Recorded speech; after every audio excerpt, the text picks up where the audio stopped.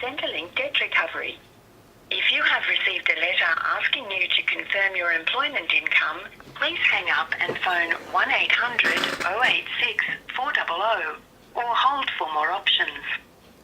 Please enter your customer access number without the letter on the telephone keypad. Alright, let me check that. Please listen carefully as our menu options have changed. If you are currently receiving a payment from Centrelink and have a debt, press 1. If you have received a letter regarding your family assistance debt, press 2. Have received a letter from Probe Group, press 6. For all other inquiries, press 7. To hear these options again, press 8. If you are calling to discuss the amount being deducted from your ongoing Centrelink payment, press 1. For all debt-related inquiries, press 2. If you are calling to discuss the reason for your debt, press 1. If you are calling to discuss repayment of your debt, press 2. Please hold as this call is transferred to a customer service advisor. Would you like to save time? You can make payments via Australia Post's Post Bill Pay service. The bill pay code and your reference number can be found on your account payable letter or any Centrelink or family assistance letter that has payment options included. To make a payment, refer to the Post Bill Pay website at postbillpay.com.au. Visit humanservices.gov.au/register or speak to a customer service officer about subscribing today.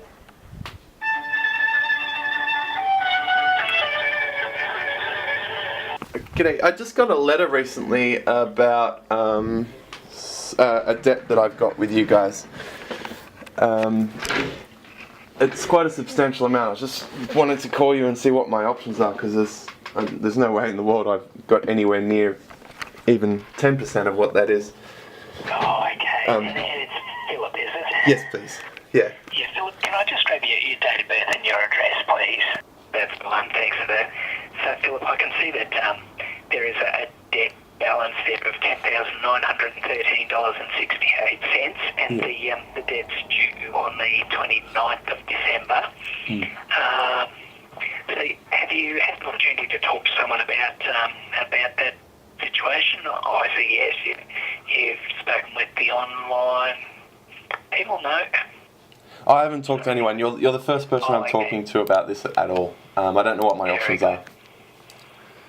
Yep. Alrighty. So Philip, the debt reason that I've got here was the correct amount of your earnings for the period November 13 through to June 2015 were not taken into account with the payments that you received.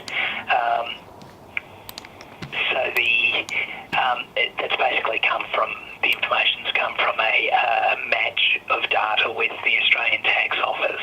Yeah.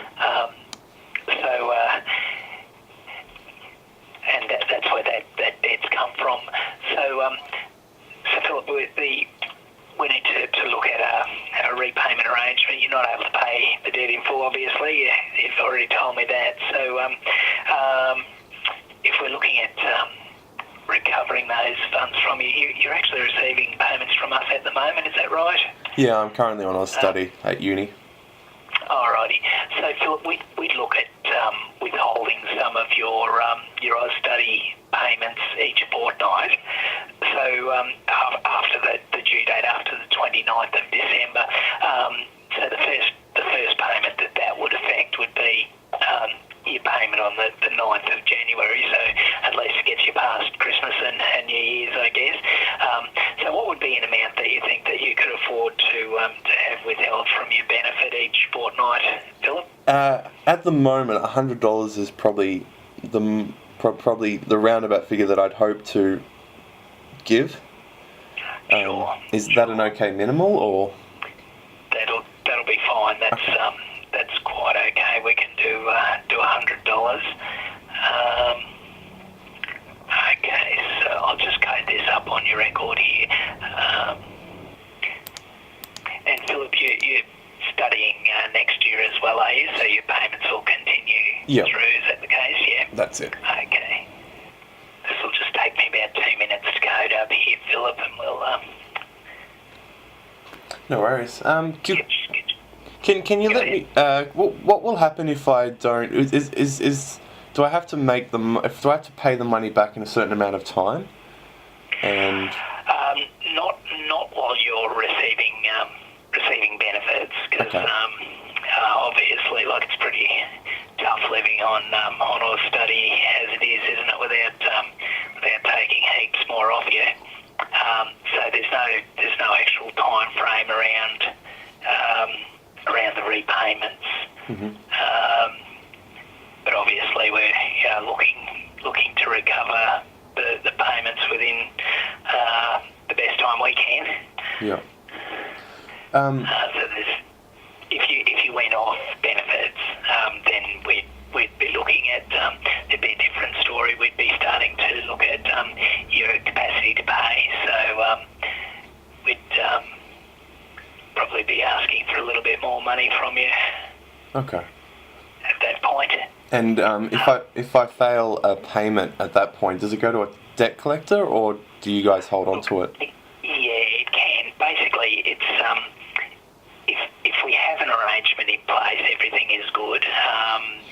If we don't, so if the arrangement breaks, so say you're going to pay by BPay each fortnight or something, and you missed a fortnight or 2 fortnights, from there, that's when we start doing a bit of a countdown to sending it across to debt collectors. So the sort of action Centrelink could take then would be things like garnishing of wages, bank accounts, tax returns, legal action to recover the debt, or referral to a collection agency.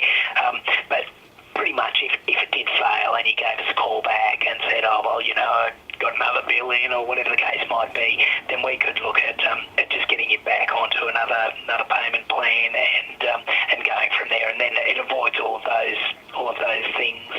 So but Philip, as it stands, we've got that arrangement in place at $100 a fortnight, and that won't start until that payment in January. So Yep. that's all good. You don't have to worry about any of the nasties that we manage to come up with from time to time.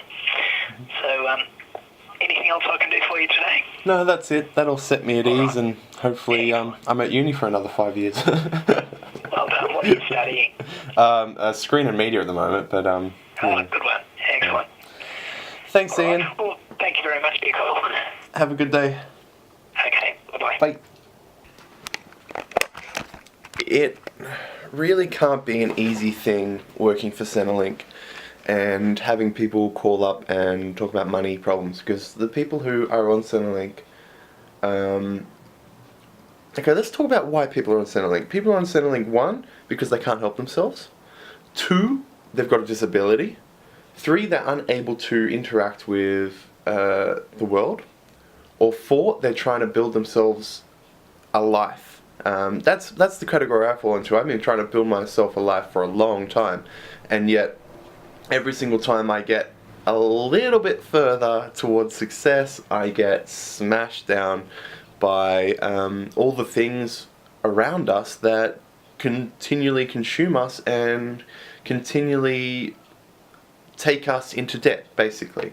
So now I have a $10,000 debt with Centrelink, just due to the fact that from 2013 to 2015, I was in and out of jobs, in and out of study, a lot. And I really just wasn't accounting for how much I was earning and how much, what was going on. And that's basically what happened. So my life is finally on track right now. I've got a car, I'm about to get my license, I've got a great job, I can stay at uni for another year and earn a decent amount of money. I'm about to tell Centrelink that I've got a job, which I haven't done yet, and $10,000 debt. Just straight up your ass. Ready to fuck you over. But I've had credit card debts, I've had debts before, and the good thing is that I spent so many fucking years stressing about money that I owed people, or stressing about money that I've owed to people, that I spend so much time researching what money actually represents within society, and it frees you. It absolutely frees your mind. I'm not going to go to jail for that debt. The only thing that debt is going to restrict me from is borrowing more money from people, which is a good thing. If you don't have the money to pay back somebody or something, then you shouldn't borrow money. And the one thing I've been teaching myself for quite a while now is to live on what I earn and make the most of it. Now, I had thought about, with this debt, just letting it go to a debt collector and just forgetting about it, because you can do that. Debt collectors, but it is $10,900, so I would have to pay off the $900 before I decided to forget about it, due to the fact that if it's over $10,000, a debt collector will actually pay the court fees in order to go through legal proceedings in order to obtain that money from you, if they see the ability to get that money from you. There is a potential that, since I've got a job, that is the option, so I need to pay off that $900 before I'm actually in the clear. But, you know, there are people, I've got friends that have $50,000 debts, $20,000 debts, $100,000 debts, like ridiculous amounts of money. You know, the most debt I've probably had throughout my entire life is probably about 25, including this now. So, you know, for the last 12 years of adult life, $20,000 debt is not a big deal at all, considering I've got friends with mortgages on houses that are hundreds and hundreds of thousands of dollars, and people who have cars that are depreciating in value, in which they've spent tens of thousands of dollars on. So, don't stress about this, just get on with life, and that's my little story.